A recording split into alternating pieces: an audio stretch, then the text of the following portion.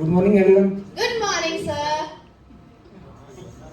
अरे बेटा, सारे खुश लग रहे हो, आपको क्या हो गया? सर ये लोग मुझे मेरे रंग रूप से चिढ़ाते हैं, मुझे बिल्कुल अच्छा नहीं लगता। क्यों भाई? अरे सर हम तो बस ऐसे ही मजाक कर रहे थे इनके साथ। बेटा, मजाक अगर दिल को दुखाता है तो वो मजाक नहीं होता, वो गलती होती है। लेकिन सर हम सब इतने अलग क्यों दिखते हैं? कोई लंबा, कोई छोटा, कोई गोरा, कोई सांवला। यही तो हमारी ताकत है। अगर सोचो सारे एक जैसे दिखते तो क्या होता? फिर तो सर मेरी मम्मी भी मुझे पड़ोसी का बच्चा समझ के पीट देती। चलो मैं एक उदाहरण से आपको थोड़ा सा समझाता हूँ। एक टोकरी पड़ी है, उस टोकरी के अंदर एप्पल्स ही एप्पल्स है। सोचो क्या होगा? अच्छा नहीं लगेगा, मजा नहीं आएगा। लेकिन उस टोकरी के अंदर एप्पल्स के साथ मैंगो, बनाना और कुछ और भी फ्रूट्स हो तो क्या होगा? अरे वाह सर, मैंगो तो मेरा फेवरेट फ्रूट है। मुझे तो केला पसंद है सर, वो बंदरों को भी पसंद आता है। Example number 2।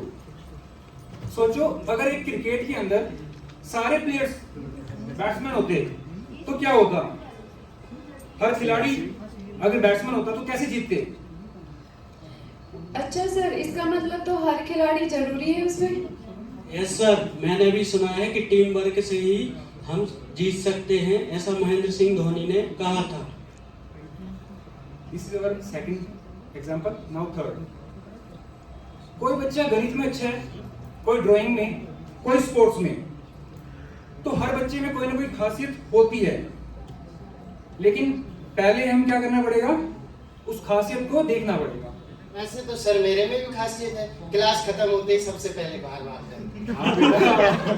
अब जल्दी आना स्टार्ट कर दो।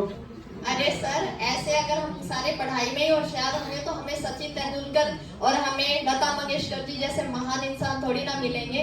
बिल्कुल बिल्कुल। Example number 3। इंद्रधनुष में भी 7 रंग होते हैं। सोचो एक ही रंग होता तो क्या होता? सर इसका मतलब इंद्रधनुष का एक रंग मैं भी हूँ? हाँ बिल्कुल, हम सब मिलकर इसको पूरा करते हैं।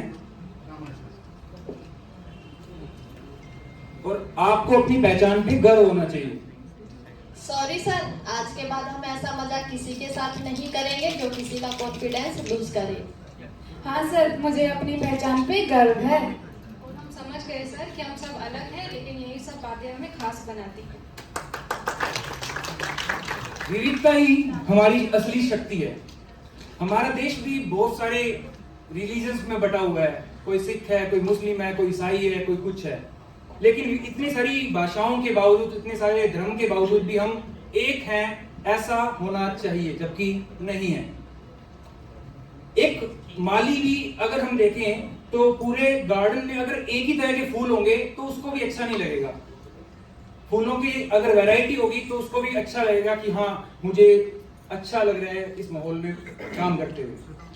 Thank you.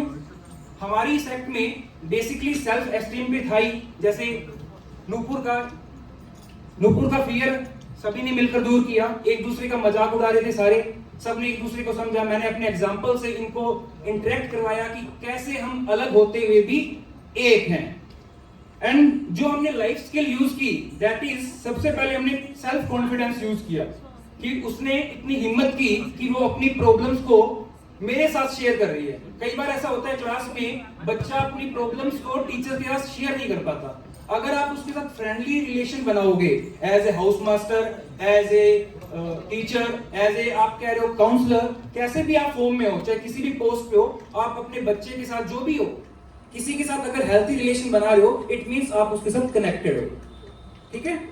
And second thing कि हमने इसके अंदर और भी बहुत सारी लाइफ स्किल यूज की है, लेकिन मैं कुछ को एक्सप्लेन करूंगा। जैसे रेजिलियंस, रिस्पेक्ट। खुद की रिस्पेक्ट तो करो ही करो, साथ में दूसरों की रिस्पेक्ट भी करनी चाहिए, चाहे वो कैसा भी हो, रंग रूप में, चाहे उसके वजन में, चाहे दुबला पतला हो, चाहे काला या सांवला हो, कैसा भी हो। हमें उसकी नेगेटिविटी ना देख के पॉजिटिविटी को देखना चाहिए। एंड थर्ड लाइफ स्किल जो हमने इसके अंदर यूज की है, that is coping with stress. आपके अंदर जितना भी स्ट्रेस है आप उसको नेग्लेक्ट करते रहो। 2 अप्रोचेस आती है, एक कंस्ट्रक्टिव अप्रोच एंड एक होती है डिस्ट्रक्टिव अप्रोच। जैसा हमारे लाइफ स्किल वाले मेंटोर ने बताया था, कंस्ट्रक्टिव अप्रोच के अंदर हम क्या करते हैं, बेसिकली हम पॉजिटिव एटीट्यूड देखते हैं, एंड डिस्ट्रक्टिव के अंदर हम उसका नेगेटिव एटीट्यूड देखते हैं। तो rather than we are focusing on the negative, we must focus on the positive attitude. ठीक है, थैंक यू।